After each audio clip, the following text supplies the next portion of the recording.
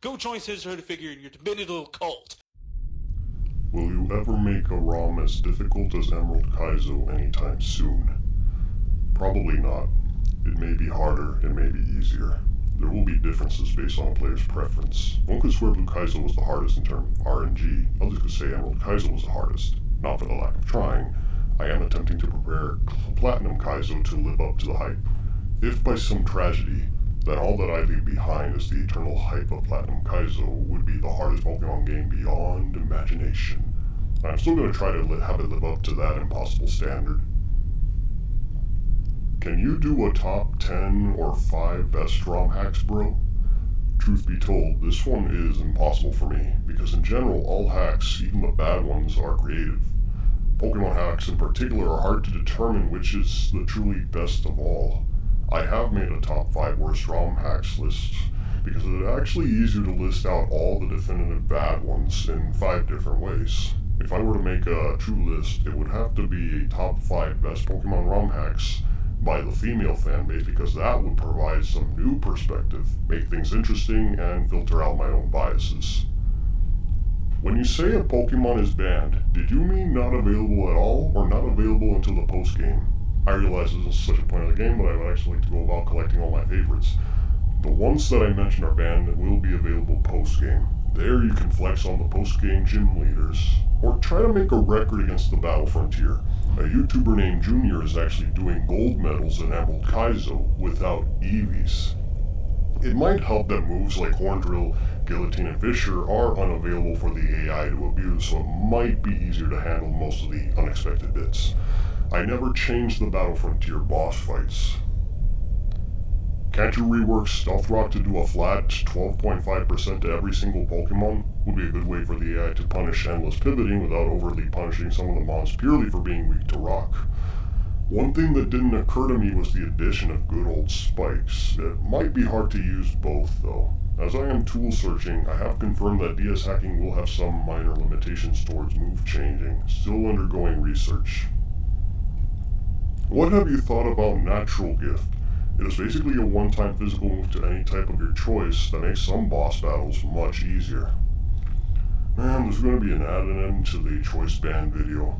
One-turn Natural Gift is a lifesaver in one of those J. Ross videos in one case, and so many Pokemon have access to it. Physical hidden power, essentially. Can we have a battle against you in Platinum Kaizo?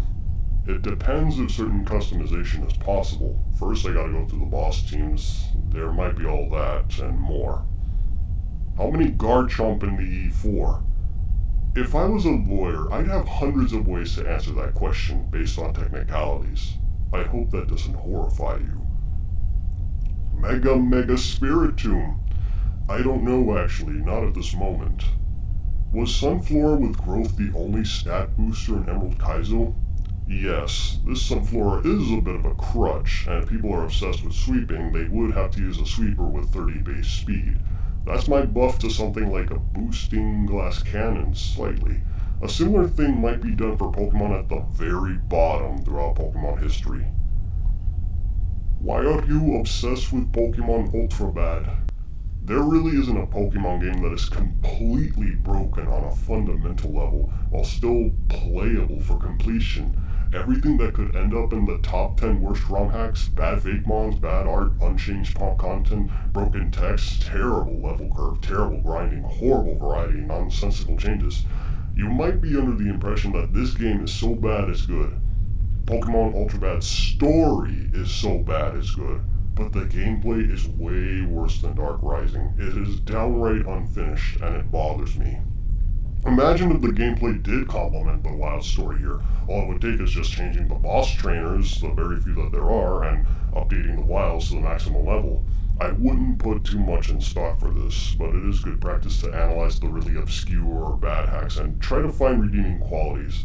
Also, as the video shows, the story has brought in some laughs, and I am the third person to do a full Let's Play on the hack, and my contribution may serve as a guide to those interested in trying it out. Why did you decide to start ROM hacking? 3 reasons. I guess it all started when I beat Sabrina and Giovanni for the very first time in Pokemon Red. I saw the anime as a kid and I was terrified of facing them because I thought Sabrina was going to be impossible and give me nightmares. Giovanni was going to throw out a Mewtwo and waste me, so it was quite an anticlimax when I ruled them over with a Venusaur. Years later, my ROM hacking interests began in college. Back then, Pokemon LPs were actually a new thing, recorded directly with a camera and a DS.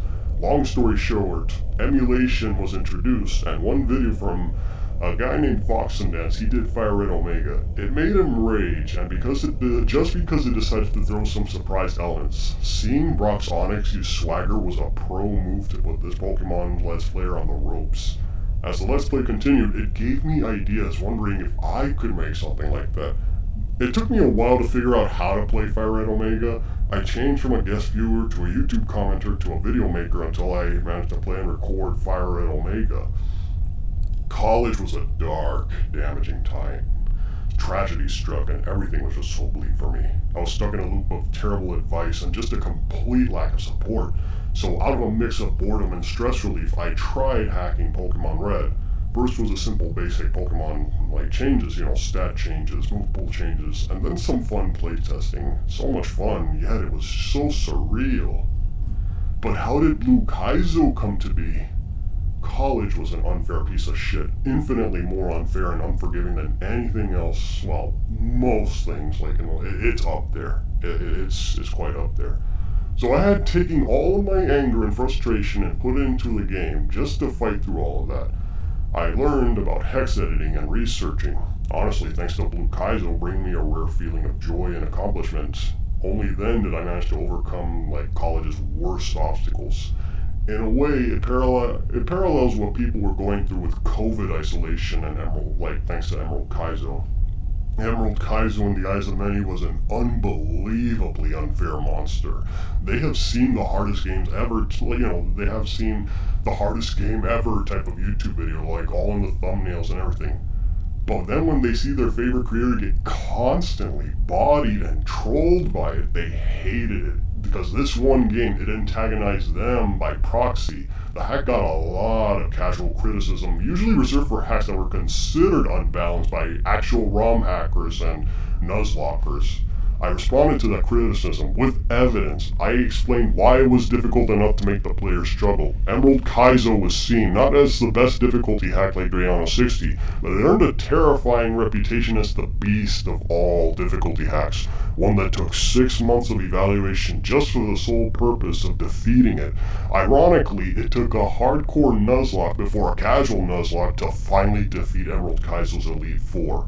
This is not something that is easily replicated. It takes intrinsic time, a full 6 months, to analyze, playtest, change, and ensure the AI does what it's supposed to do, making sure it wasn't too BS. Yes, I do admit I have used hacks items, on rare occasions. The official games, after all, did plenty of that too, especially with Battle Tower. And the people still get 500 win streaks, which is crazy. The people hunt shinies in the Safari Zone of all places, and people just get top ranks. The last pieces of the Kaizo puzzle was a fundamental understanding of computers and an animal, and the books on video game design, which makes a game fun. The secret there is something memorable. I did not want to make a boring game, and with that, evolved my own personal style of ROM hacking. Sure, I do make sets designed to be trollish even after my own passing. That's just one advantage for using an AI. But people will remember that. It will be a moment that sticks with them and me. Which tools do you use to make the hacks? For Gen 1 and Gen 2 hacks, Swampert Tools has a comprehensive list. I would recommend some ASM videos asking around the Skitendo forums for help, searching for the answers.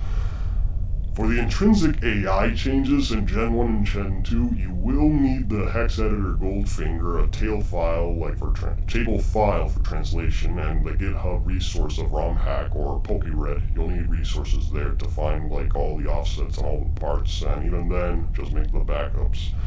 Gen 3 tools are all over, though be mindful of how you get them, and always make the backups. I said before, I'll say it again, make those backups. Files can corrupt randomly, tools can sometimes fail, and you will need to take notes. I made sure to have a hex editor to search for extra space when needed. I use Advanced Map 1.9.2 for wild Pokemon changes, item changes, overworld puzzle changes, and trainer positions. Then there are the Gen 3 tools, features a move pool editor, a Pokemon editor, including which Pokemon gives out EVs, sprite editors, and of course, a trainer sifts through the trainer data that is beyond 255 bytes.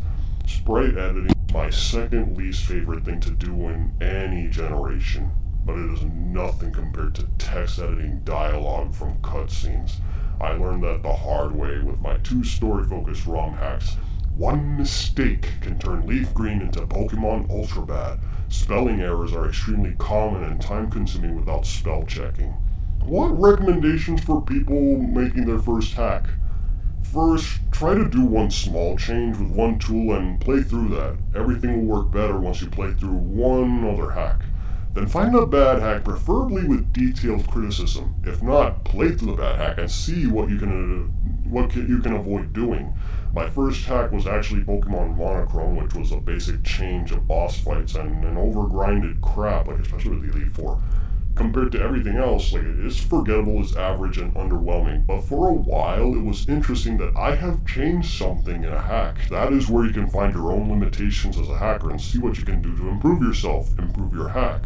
Are you going to make a Pokemon Stadium 2 Kaizo hack yet?